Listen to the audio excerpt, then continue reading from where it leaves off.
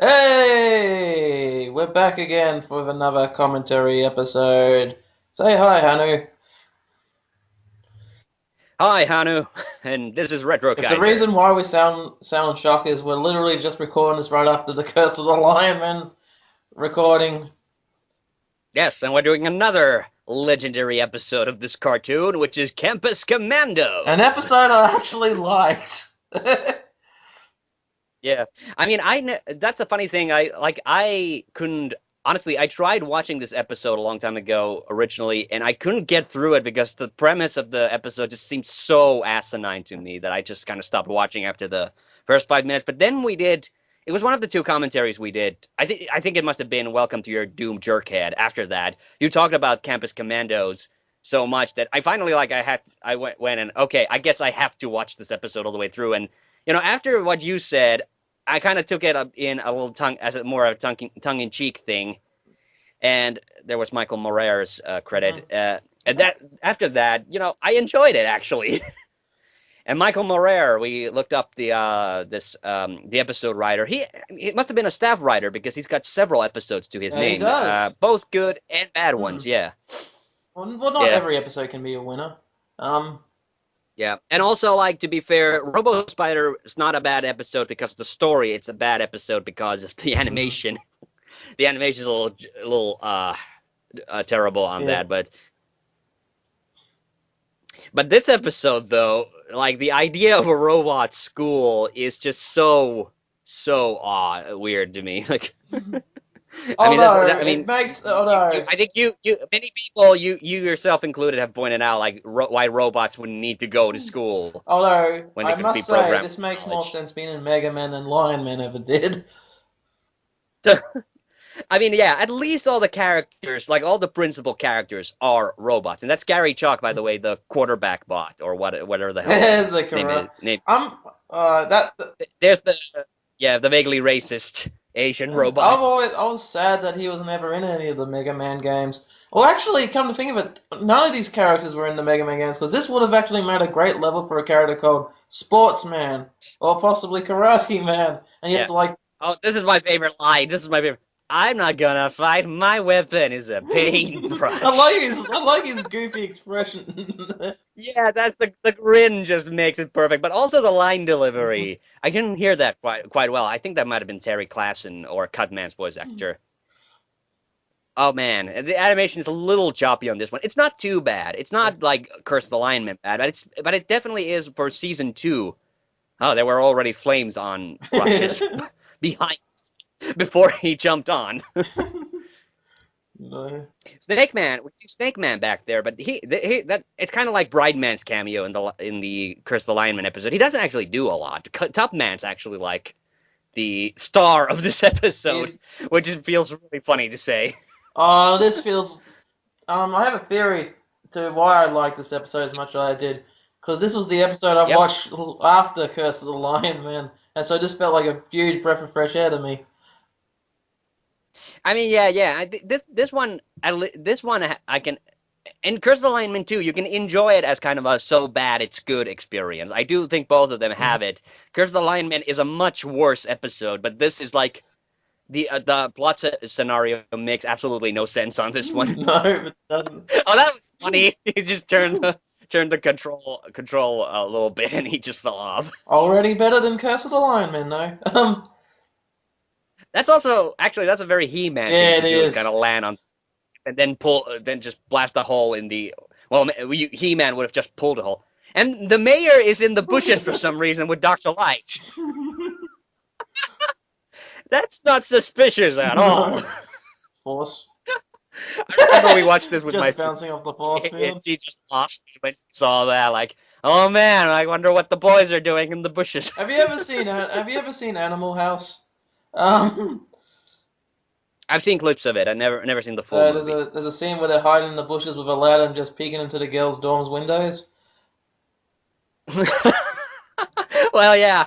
I mean, I think my sister was implying that they were doing something a little bit more lewd, but yeah, not that peeking Yeah. isn't lewd, but still. How did you think that? How did you think that Doctor Light managed to get the resources to build a place like this? Hey, hey. And, and here he is, Top Man. Yeah. And I love it that Top Man's such a suave bastard, basically. Talks his way in. I like his design. Like if he had like more of a smaller, chibier body, he would come very close, or possibly a bigger head, because he's Yeah. I mean, the thing is, like, they tended to kind of make all the robot masters a bit bulky, like in the muscle department. But I'm trying to read what it said on her book. It said like something like light eunuch, but I'm not sure. I think it was supposed to be light university shortened. But yeah. But I noticed like the season 2 cameos, they didn't alter the robot masters as much as they did in the first season. Like if you look at Airman from the Ice Age episode, who looks absolutely nothing like Airman in that episode. mm-hmm. Oh yeah, yeah. This is their clever plan. Actually, like this is Yeah, it fairly clever, is. doing the copying. This is actually a passable plot.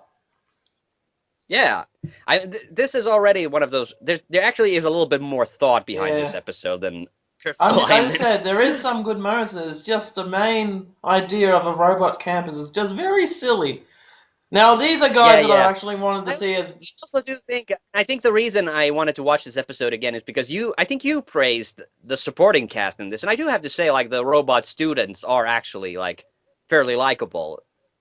Almost makes me a little sad that they didn't appear in any other episodes, but Like those gridiron players, of course, those robot, Rush causes absolute mayhem once those again. robot football players. I actually wanted to see them as enemies in the Mega Man games. Oh yeah, I'm actually reminded of Strike Man from Mega Man 10, which not really. Yeah. I want some busting too. I'm trying to recognize which of the voice actors that is, but I can't quite like place it. Because Mega Man, well, like most other cartoons, like Mega Man had a kind of a core cast of voices who got like reused a lot. And This is actually a pretty cool fight. Him just going like. okay, yeah, Snake Man actually got to do something. What the hell was that shot? Yeah.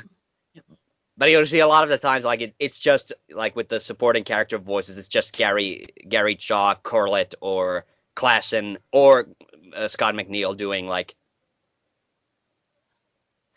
Oh, actually, I think.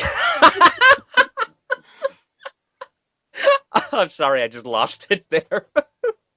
I forgot about the freaking. He just pounds him over the head with the freaking basketball. Now that's badass right there for Guts, man. Now, the thing is about this episode is you definitely feel sorry for Karate Man or whoever the hell this is supposed to be. I actually have a theory behind this episode. I think this movie is actually paying homage to an 80s action movie called Boy Soldiers, where a terrorist group break into a college, keeping all the students hostage, and they have to sort of find a way to fight the terrorists and save the school. Did you notice that the chef robot has like little frying pans on his shoulders? No, I didn't. I'm gonna rewatch that. Yeah. But yeah, I was about to say that Karate Man or whoever the Judo Bot or whatever the hell that was. Yeah, I think that's just Corlett again. So Mega Man was just talking to himself basically. Don't eat the there. food. And I love it that no one recognizes them. Yep. Like terrible disguises is another like cliche of this cartoon. Yep. Rush to the Rush to find this. Yeah.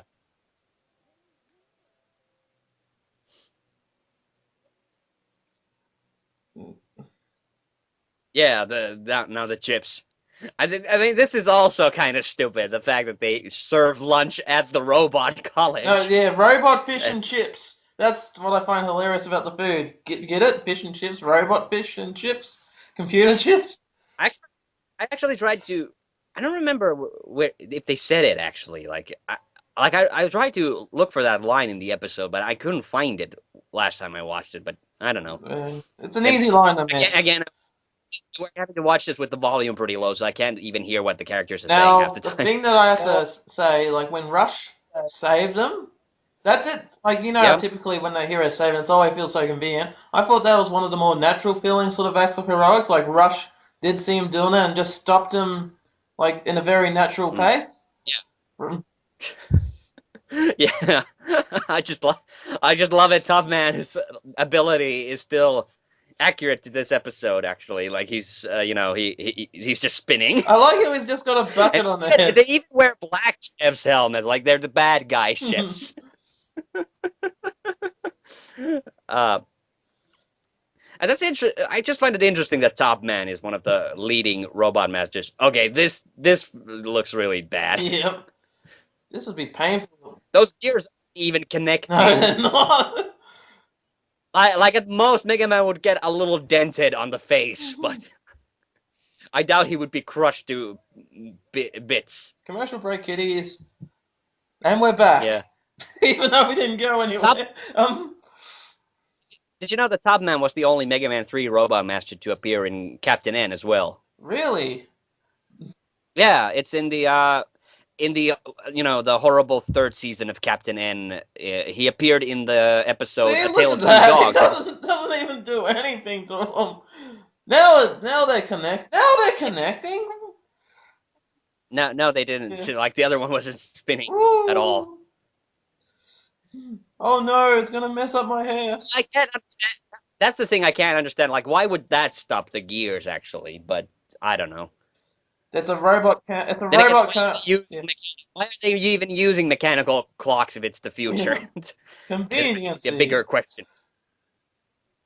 And I don't know. This is another thing that's, I guess, kind of why this is a really one-offy kind of episode. Like Dr. Light is supposedly a lecturer at the. I mean, it's like university, but it's kind of stupid in my view. Still. Mm-hmm.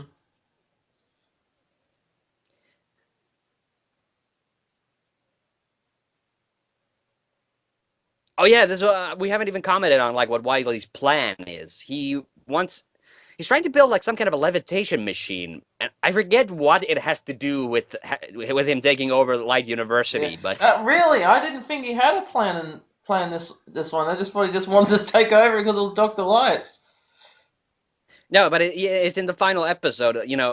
There's this kind of kind of a really stupid line from Wiley at the end that I remember always from this episode, and partially because it was highlighted, on the Mega Man homepage as being the best line from this episode, which I don't think is necessarily true, but it's the line is Mega Man, that's my building, give it back. I remember that. Because he tries. I think he's trying to steal City Hall or something.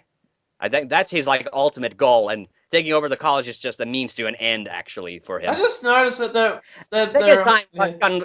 in this episode. I just noticed when they got their helmets on, the whole body shapes are like footballs. I just noticed that. This is what they're supposed to be football players, but they quite literally are football players. Yeah, I didn't even think about that, actually. I thought they just had a hulking body, but yeah, you're absolutely right. They're shaped like footballs. Yeah. That's And again with the soaring. yeah. That's my theory of how they developed the catchphrase for the Zelda cartoon, "Excuse me, princess," because that show was also voiced by a Canadian voice cast, and I think if Link would have gone around saying "Sorry, princess," the jig would have been up that he was a Canadian voice actor. Whereas with this show, they just didn't give a fuck. I like the designs for the robot scientists. They're basically forcing like the students to build the levitation machine for them. Oh, that's brutal. Yeah, adding to the pile of like scrapped. That's very sinister and dark for Mega Man. Yeah, and this is where the animation quality suddenly like picked up. Look at the shading, actually. It looks good. This I have to say is terrible casting. Pity, though. You can pity clearly it's 68. that was brilliant. Well, but you can clearly tell. Oh, this is such a road runner bit.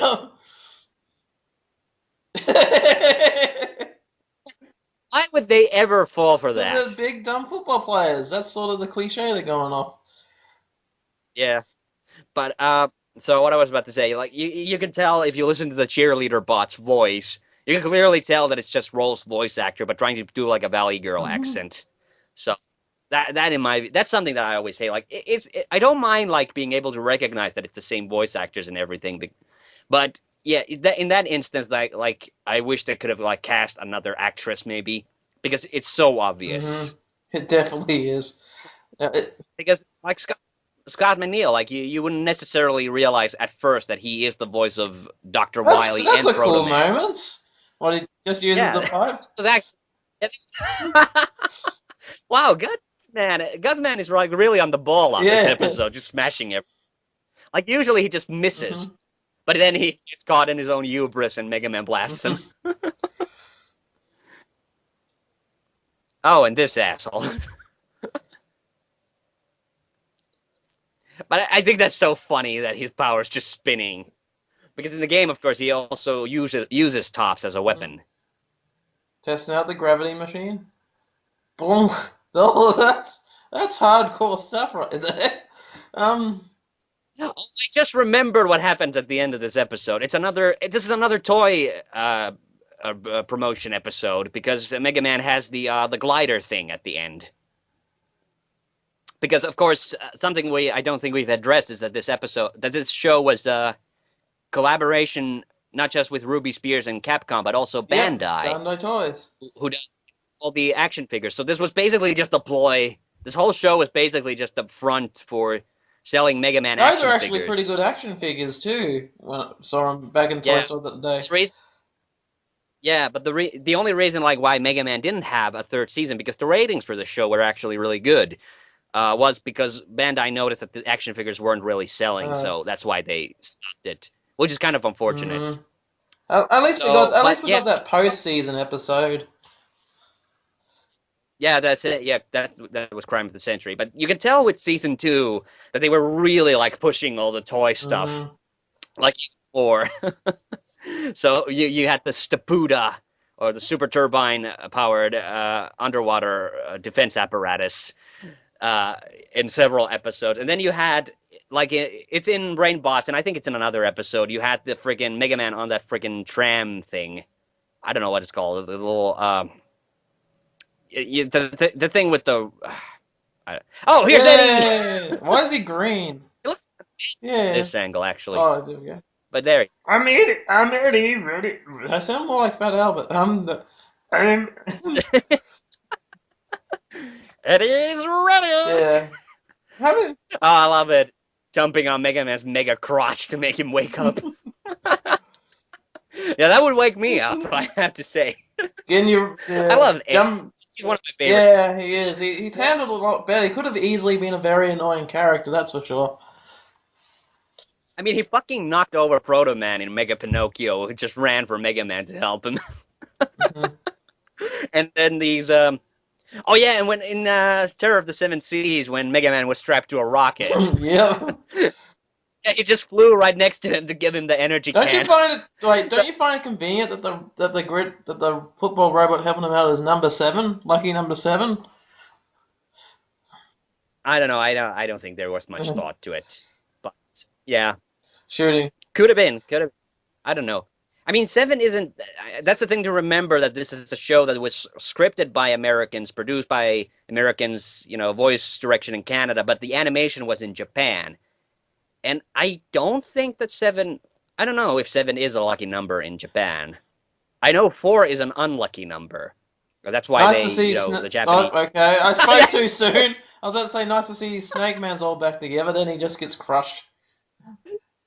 What's that? Oh, what's that Street Fighter move with the spinning kick? I'm trying to do the. Ansatsuken. That's That's Ansatsuken. a Fusion. Oh my god. Just turn left or right, cut man. Oh, but Or use maybe your use your- head. That's so ironic because Cutman was originally supposed to be a timber or a lumberjack robot, basically. Yeah, have a box. Got a bit of a blue jaw there. Yeah. I'm gonna show you why they call me Guts Man. I didn't quite get that reference or what he was even talking about. I mean, that's the problem that's one problem with this show, and something that does annoy me, that there's a lot of like just throwaway dialogue where they just, I Ah, think they so he just, doesn't have to necessarily I, touch. Oh, but then again, his weapon's on his head. Guts' head just went straight into his body. Oh, that looked brutal. Okay, here's the glidey thing. Mhm. With the plunge. I mean, yeah, Roll is clearly much more deadly than Mega Man in certain aspects. And now he just lost control of his spin for some reason. It's a little bit convenient, but I do like the fact that Roll gets to chime in on it, on the action. Yeah, yeah, it is City Hall. He just said it. Yeah. Okay, this is yeah. Now we're about to have, I think, a really novel kind of That was a final nice battle. shot there of the city. Sorry. I think the other episode where he used this was the Master of Disaster episode. Yeah, and it has stealth mode too. You know what's funny? I can also picture this being a rejected Ninja Turtles episode. What the? You can actually see his eyes? Oh, never mind. I thought you were actually seeing his eyes. Okay, and this was what I was getting at. We were about to see a kind of novel battle between Proto Man and Mega Man, an aerial fight uh, using the glider. Hmm.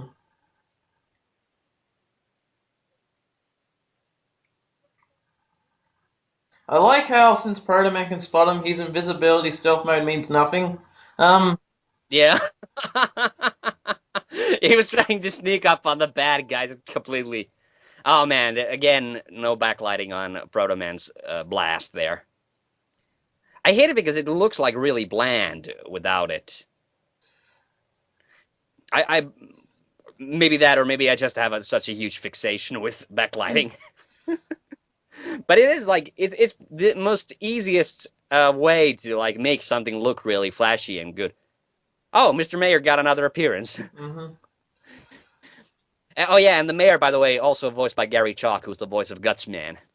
Doesn't the mayor change in the post-season episode, if I recall? Yeah. So yeah, in Crime of the Century, the mayor's character is changed from this mustachioed white guy who kind of looks like Mayor Hager from Final Fight a little bit, to a black man Oh, that looks a uh, bit weird. Just that. walks around with a badge that says mayor, which I always found really funny. But for some reason, I guess Gary Chalk didn't get the memo, and he came into the voice booth to do the voice of the mayor, and he sounds exactly the same as the mayor from the prior episodes. So that's a funny little thing. I don't even know why. Maybe there was an election. I don't know if there was like an election. I'm thinking about like the episode Brobot, but that was actually the governor's election, so that wasn't. Oh yeah, the governor was another character. Oh, that's kind of anticlimactic. Mega Man just said, "I was just doing what I was programmed to do." Yeah, that's kind of like, What? yeah, I have no free will or anything. Okay, and that was the episode. Yeah, yeah. That overall, that episode was both. It has its silly moments, but it also has its really charming and good moments too. Yeah, yeah, I find this more an episode where I actually kind of laugh along with it a Yeah. little bit more than laugh at it, which is what I do with Curse of the Lion Men. I still find it, yeah, I find it, I definitely found a new appreciation for this thanks to doing that podcast with you. Mm. But yeah, either way, really fun episode. No, most definitely. Of course, it's also one of the silliest episodes. Yeah, But then definitely again, it the is. answer is it was a kids show, so we need to make it something fun for the kids. Yeah, definitely. Okay, bye. Bye. Don't forget to buy the album, or send me a copy if you can find it, because I'd actually like to review that. But anyway, the Summon Media Group tells me to stop the recording now, so I will. Later, guys.